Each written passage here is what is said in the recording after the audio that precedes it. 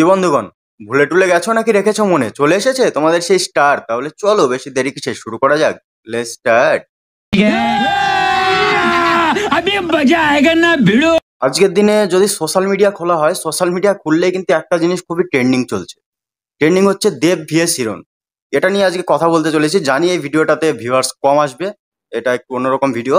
বন্ধুগণ, তোমরা যারা যারা ভিডিওটা দেখবে, প্লিজ তোমরা সবাই কম করে হলেও একটা করে কমেন্ট করে যাবে। কমেন্ট করে গেলে হয়তো ভিডিওটার এঙ্গেজমেন্ট বাড়বে এবং বেশি বেশি মানুষের কাছে যাবে। তাহলে চলো বন্ধুগণ, বেশি বকবকার না করে দেরি, লাইক আর সাবস্ক্রাইবারের মাধ্যম দিয়ে আর কমেন্টটা করতে ভুলবে না। চলো চটপট ভিডিওটা শুরু করি। তো গাইজ, আজকের ভিডিওটা তাহলে দেবকে দিয়েই প্রথমে শুরু করা যাক, যেহেতু দেব সব থেকে চর্চায় বেশি। তাহলে গাইজ, তোমরা বলো দেবকে তোমরা কিভাবে চেনো? আমি তো চিনি দেব মানে সুপারস্টার, দেব মানে রংবাজ, দেব মানে খোকাবাবু, দেব মানেই চাঁদের পাহাড়। এইভাবেই চিনি। একজন আর্টিস্টের অনেক সম্মান। একজন আর্টিস্টকে দেখে মানুষ সেলফি নিতে আসবে। একজন আর্টিস্ট মানুষের এখানে বাস করে, এখানে, ঠিক আছে? মানে আমি একজন সিনেমা প্রেমিক মানুষ, সিনেমার জন্য আমার অনেক অনেক ভক্তি। তারপরে গাইজ, ঠিক একটুখানি সরিয়ে যদি দেখো, তাহলে সিনেমার পাশাপাশি কি দেব রাজনীতিতে জড়িয়ে গেল। রাজনীতিতে যখনই জড়িয়ে গেল, অনেকে অনেক কুমন্তব্য করতে শুরু করলো, কিন্তু দেব সবসময় প্রমাণ করে দিয়েছে যে সে খারাপ কাজ করে না, বা তার দিকে কেউ আঙুল তুলতে পারেনি তেমন ভাবে। কিন্তু দেবকে আমিও ভেবেছিলাম খুব ভালো মানুষ, দেব যেটা বলে সেটা করে। কিন্তু এখন দেব প্রমাণ করে দিল যে দেবও মিথ্যাবাদী, দেবও নিজের কথা রাখতে পারে না। পার্লামেন্টে গিয়ে এসে বক্তব্য দিয়ে আসলো, আমি পুরোপুরি সিনেমার সাথে যুক্ত হয়ে যেতে চাই এবং এটা আমার শেষ বক্তব্য, আমি আর রাজনীতি করব না। তারপরে কি অভিষেক বন্দ্যোপাধ্যায় এবং মমতা বন্দ্যোপাধ্যায়ের সাথে মিটিং করলো, মিটিং করে আবার ভোটে দাঁড়িয়ে গেল। আবার এই দেবকে তুমি যদি রাজনীতি নিয়ে যদি কোনো প্রশ্ন করো, সে বলবে আমি রাজনীতি বুঝি না। আরে তুমি যদি রাজনীতি না বোঝো, তাহলে রাজনীতি করার কি দরকার? রাজনীতি মানে কি? আগে দেশে রাজা ছিল, রাজা দেশ চালাতো। এখন তোমরা রাজনীতি করছো, তোমাদের দেশটাকে চালাতে হবে। তোমরা রাজনীতি বোঝোই না, রাজনীতিতে চলে এসছো, তাহলে আমাদের দেশের অবস্থাটা হবে কি? এই জন্যই তো পশ্চিমবাংলা আজকে সব থেকে নিচে, মানে ডুবে গেছে। এক সময় নাকি পশ্চিমবাংলাতে সবকিছু হতো, সব থেকে বড় বড় ব্যবসা, বড় বড় কারখানা, বাণিজ্যের জন্য সবসময় পশ্চিমবাংলাকে সবসময় বেছে নেওয়া হতো। এদিকে দেখো, সাউথের হিরো বিজয় থালাপতি, ও মানে রাজনীতি করবে বলে সিনেমাটাকে ছেড়ে দিল। তাহলে তোমরা যে কোনো একটা করো না, সিনেমা করো না হলে রাজনীতি করো, যে কোনো একটা মন দিয়ে করো। তোমরা রাজনীতি করবে এবং পার্লামেন্টে গিয়ে প্রেজেন্ট দেবে না, তোমাদের পার্সেন্টেজ তো মনে হয় থাকে না বললেই চলে, হিসাব করলে দেখতে পাওয়া যায়। তারপরে গাইজ ভার্সেস হিরোইনকে দেখো, সে নাকি টলিউডের এক সময় চকলেট বয় ছিল, নবাব নন্দিনীর মতো মুভি উপহার দিয়েছে। সে এখন ইন্ডাস্ট্রি থেকে সরে গেছে, খুঁজেই পাওয়া যাচ্ছে না, ইন্ডাস্ট্রির সাথে যুক্তই নেই, পুরোপুরি রাজনীতিতে চলে গেছে।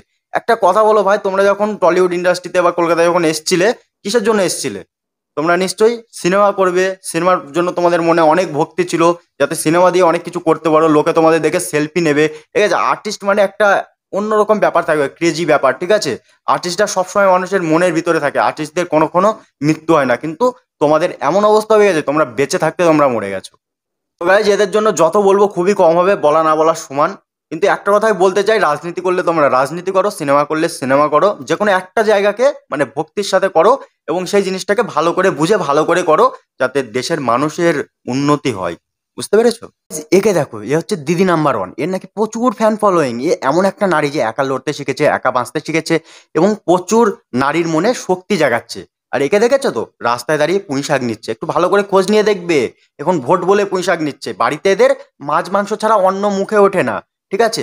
আর ভোটের সময় এমনকি রাস্তায় দাঁড়িয়ে ঘুগনি খাওয়া দেখতে পাবে, এবং কি লোকের বাড়িতে গিয়ে নিরামিষ খাবার মাটিতে বসে খাচ্ছে, যেটা জীবনে এদের পক্ষে সম্ভব হয় না। কেন হচ্ছে বলো তো? ভোটের জন্য। কারণ একবার যদি ভোটে জিতে যায়, তাহলে বুঝতেই পারছো, মালুতেই মালু, চিনিতেই চিনি।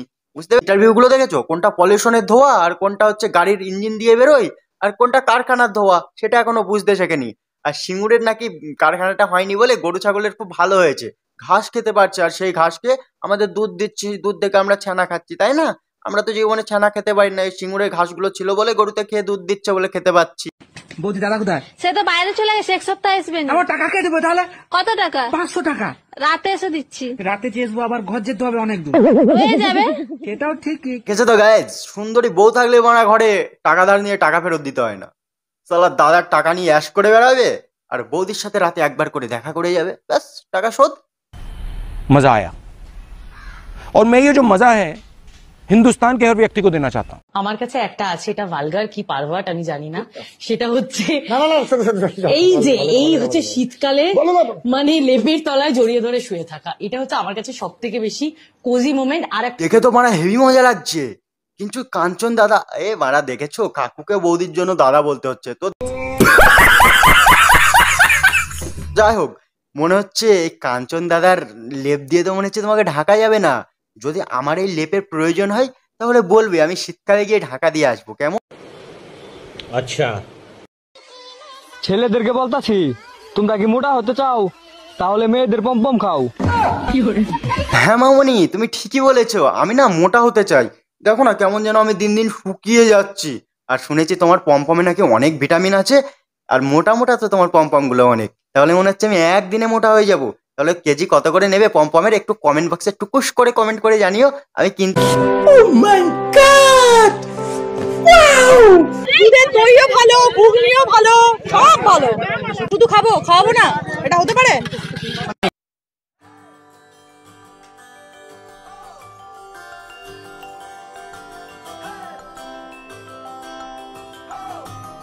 সেটা আজকে আমি প্রথম শুনলাম। আর দুধু খাওয়াবে, দুধু একা খাবে না, বুঝতে পেরেছো? তাহলে আমরা দুধু খাবো, কেমন? তুমি দুধু তৈরি করো, সেই দুধু আমরা সবাই মিলে গিয়ে খাবো। বেশি না, 1 চামচ করে খেলেই হবে। তোমার দুধে নাকি অনেক ইমিউনিটি। ওদের কেমন লাগলো নিজের নিজের ব্যক্তিগত মতামত কমেন্ট বক্সে জানাতে একদম ভুলবে না। আর চ্যানেলে নতুন হয়ে থাকলে চ্যানেলটা সাবস্ক্রাইব করে নাও। তোমাদের একটিমাত্র সাবস্ক্রাইবারের জন্য আমরা অনেক মোটিভেট হই বা ওয়েট করে থাকি কবে সাবস্ক্রাইব করবে। তাহলে সাবস্ক্রাইব করে নাও গাইজ। চলো দেখা হচ্ছে নেক্সট কোনো ভিডিওতে, আজকে এই পর্যন্তই।